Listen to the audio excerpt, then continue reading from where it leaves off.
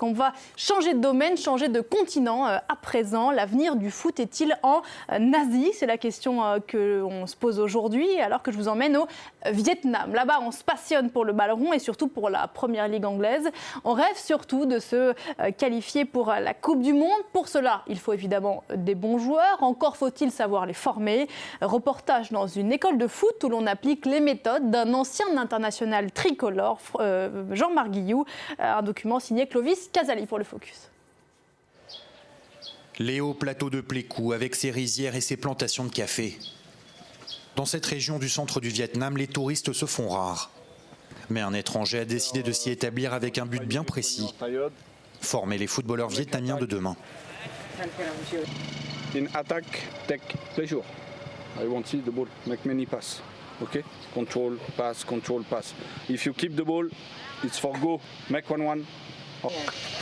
Guillaume Greshon est un ancien footballeur français de Ligue 2, reconverti éducateur à des milliers de kilomètres de chez lui. Il recrute des Vietnamiens qui, dès l'âge de 12 ans, sont programmés pour devenir professionnels. 10 entraînements par semaine et toujours pieds nus. Les règles de l'académie Jean-Marc Guillou sont respectées à la lettre. Ces jeunes-là, ça représente déjà l'avenir du pays. Alors peut-être pas tous, mais j'espère une grosse partie de cet effectif-là. On essaye d'apporter un football basé beaucoup plus sur la technique, l'intelligence, d'éviter les contacts. Donc c'est un petit peu à l'opposé de ce qui se faisait avant. Et maintenant, beaucoup d'équipes se mettent aussi à jouer comme ça. La méthode a déjà porté ses fruits dans le passé. La première académie JMG en Côte d'Ivoire avait formé la génération dorée des frères Touré, Gervinho ou autres Salomon Kalou. Ici, les places sont chères. Sur 1000 jeunes, seul un sera choisi. Entraînement, match, école, l'emploi du temps est chargé. Le samedi, cours d'informatique avec une professeure un peu fan. Ces joueurs sont très actifs et c'est souvent un signe de grande intelligence. Ils s'entraînent si dur et sont parfois si fatigués.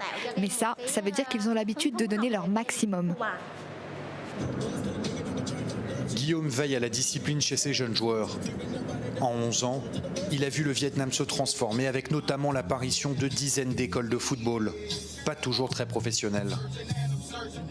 C'est assez marketing si tu veux, tu as des académies qui ne sont pas, qui travaillent pas comme nous. Nous on est là pendant 7 ans avec un vrai projet, avec une vraie méthodologie, une vraie philosophie. Et des infrastructures de haut niveau. Car l'académie est le centre de formation du club Doang Anh Gialai, en première division vietnamienne. Son président, un richissime homme d'affaires de Pleiku, qui a tout financé. Un complexe qui ferait envie à bien des clubs européens. Jeunes et professionnels dorment, s'entraînent et mangent côte à côte. Ce Jamaïcain est la seule recrue étrangère. Au tout début, l'un de mes coéquipiers m'a demandé « Mais pourquoi t'es venu au Vietnam ?» Et je lui ai répondu « Pourquoi pas ? Vous savez, ici, on a un docteur qui est toujours disponible. On a 3 repas par jour. On a la salle de musculation. On a vraiment tout ce qu'il faut pour réussir. » À domicile comme à l'extérieur, la ferveur est toujours là. Car le club fournit de nombreux joueurs à l'équipe nationale.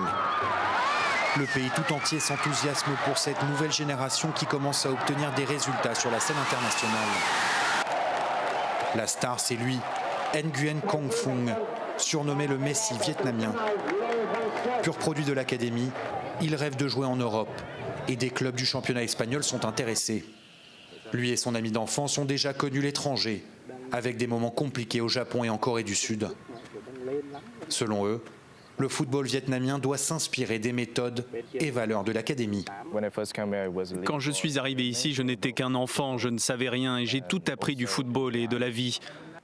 Maintenant, je ne suis pas seulement un bon footballeur, mais aussi une bonne personne. Et ça, j'en suis fier.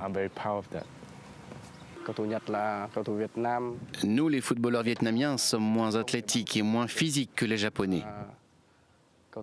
Ils courent et bougent beaucoup plus que nous. Il faut qu'on soit aussi professionnels qu'eux, même si leurs installations sont bien meilleures que les nôtres. Le Japon et la Corée du Sud, des modèles en Asie, avec des joueurs qui ont brillé en Coupe du Monde ou dans la Première Ligue anglaise, qui rythment les soirées de millions de Vietnamiens. À Ho Chi Minh, Manchester United, Chelsea ou Arsenal ont tous leur club de supporters officiels. Ces jeunes ne sont jamais allés en Europe, mais savent tout de son football. Ils n'attendent qu'une chose, pouvoir vibrer un jour pour leur équipe nationale en Coupe du Monde et voir des Vietnamiens se mesurer aux stars du ballon rond. Voilà, une pensée à vous qui nous regardez depuis le Vietnam depuis aujourd'hui. Pauline, dans le prochain journal, nous irons en Russie. Nous irons en Russie et nous retrouvons notre correspondant pour parler de la visite d'Emmanuel Macron dans le pays. Il rencontre Vladimir Poutine. A tout de suite.